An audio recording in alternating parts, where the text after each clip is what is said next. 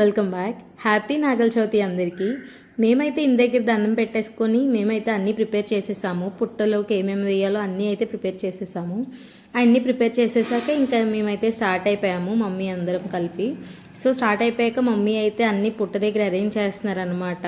నాగేంద్రుడికి ఏమేమి వేయాలి, ప్రసాదాలు అన్నీ పెడుతున్నారు.